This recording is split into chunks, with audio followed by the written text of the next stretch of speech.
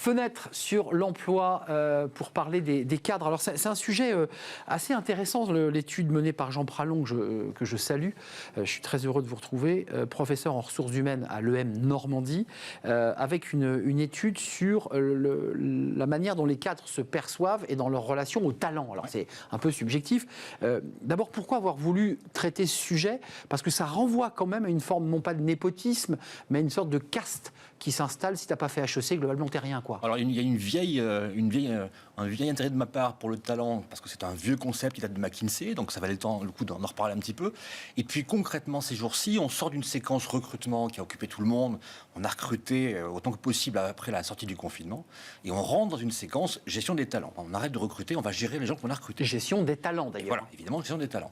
Donc, le débat qui se pose aujourd'hui, c'est qu'est-ce que ça veut dire, ce truc-là 56% des cadres en France, donc on va dire une majorité, ça c'est votre étude, voient le talent comme non évolutif. Ça c'est totalement incroyable.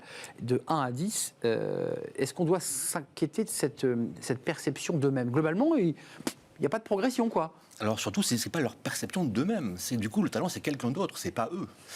Dans l'imaginaire de ces cadres, donc des cadres en général, le talent, ça concerne une minorité de cadres triés sur le volet, qu'on repère par leur très beau diplôme, par leur jeunesse, par le fait que c'est aussi des jeunes et des hommes. Et donc c'est cette petite élite, pour la plupart des cadres, elle est très belle, elle est très intéressante, mais c'est surtout pas eux. Et donc le risque, c'est de se désengager de programmes qui pourtant seraient faits pour eux, et puis de se sentir déclassé, parce qu'on a parfois été très bien diplômé, très jeune, très brillant, on est de moins en moins jeune avec le temps, donc on perd son statut de talent. Mais ça veut dire que vous dites qu'il y a une sorte de petite caste. Je mets de côté les énarques, puisque je pense que c'est plutôt les grandes écoles de commerce. Je veux dire, ceux-là sont protégés ou ceux-là sont aussi victimes finalement d'une forme de déclassement? Alors au départ, évidemment, ils s'identifient à ce terme de talent, donc et ils sont là pour ça. Hein, ils ont ramé pour être là, donc au fond c'est un peu normal. Donc ils ont fait toutes les études qu'il faut pour arriver à ce niveau d'élite. Ils rentrent dans l'entreprise avec ce potentiel, et le diplôme est un signal de potentiel, c'est comme ça que c'est vu par les entreprises. Et puis le temps passe. Alors le temps passe, on peut effectivement être aspiré vers le haut et confirmer son potentiel et puis arriver parmi les dirigeants. Et puis on peut ne pas faire ça. Et donc on peut passer du temps à évoluer plus lentement et progressivement sortir de la catégorie des gens qui auraient eu ce fameux talent. 55,95%, c'est très précis, selon votre étude, c'est la proportion des cadres qui voient le talent comme une ressource rare et non évolutive. On en revient à ce débat. Alors, la ressource rare, ça j'entends, mais encore une fois, je perçois mal la notion de non évolutive. Et si, parce que c'est un don. Donc c'est la main de Dieu qui vous a choisi, quoi. Exactement. Quand McKinsey a trouvé ce terme de talent, le coup de génie, c'était de le prendre dans le monde de l'art. Qu'est-ce que c'est que le talent de l'artiste? Picasso, etc. Ce sont des gens qui, effectivement, un peu par Dieu, ont été touchés par ce don incroyable qui fait qu'ils savent peindre, dessiner, écrire, faire de la musique. Donc le talent de l'artiste, au fond, il est perçu comme étant inné. Donc le talent du cadre, il serait lui aussi inné. Et donc on le révèle, on le mesure par un très beau diplôme que tout le monde n'a pas, on le confirme par ce diplôme, mais en réalité, ce serait inné et ce ne serait pas développable. Et c'est un sacré problème. Et c'est un énorme problème dans le recrutement, puisqu'on entend sur ce plateau des recruteurs, des entreprises, des décideurs qui disent « mais nous, on voudrait recruter autrement ». Ça veut dire faire un pas de côté et pas aller chercher HEC ou l'ESSEC, qui au demeurant sont de très belles formations, mais aller chercher ailleurs. Mais en fait, ils sont empêchés de faire ça.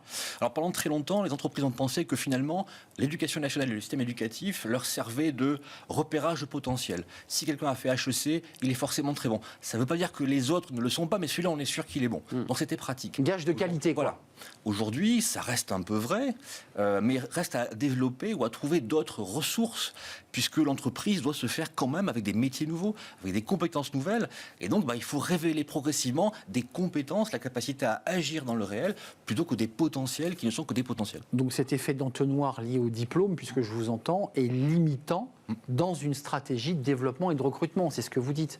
On sait bien quand même que les meilleures carrières peuvent commencer par un très beau diplôme, c'est pour ça qu'on va le chercher en général, mais que ça ne suffit pas. Et que donc le débat après, c'est comment on développe des compétences chez les collaborateurs et comment on sort finalement de l'ambiguïté du talent, parce que c'est un peu ce que dit l'étude. Ce terme est très ambigu, il a eu du succès par son ambiguïté, tout le monde a pu essayer de s'y projeter ou non, sauf qu'aujourd'hui, ça ne suffit pas, ça engage une micro-population qui s'y retrouve, ça désengage le reste de la population des cadres, Et donc là, il y a un sujet à travailler autour de la compétence. Et on fera peut-être un jour une étude avec vous, une chronique sur le mot talent, qui est souvent utilisé un peu tout le temps. Et ça l'affadit peut-être ce mot talent. Merci Jean Pralon. Étude à découvrir, j'imagine, sur le site de l'EM Normandie. C'est une étude vraiment très intéressante. EM Normandie, vous êtes professeur en ressources humaines. Merci Jean de nous avoir accompagnés pour terminer cette émission. C'est terminé. Merci à vous. Merci de votre fidélité, évidemment. Merci à toute l'équipe. Merci à Alice Pitavi pour la réalisation. Merci à Saïd pour le son, et merci à l'équipe de programmation, Nicolas Juchat, que je ne veux pas oublier, et Alexis, bien entendu. Merci à vous, merci pour vos réactions, et puis je serai là très très bientôt. Bye bye.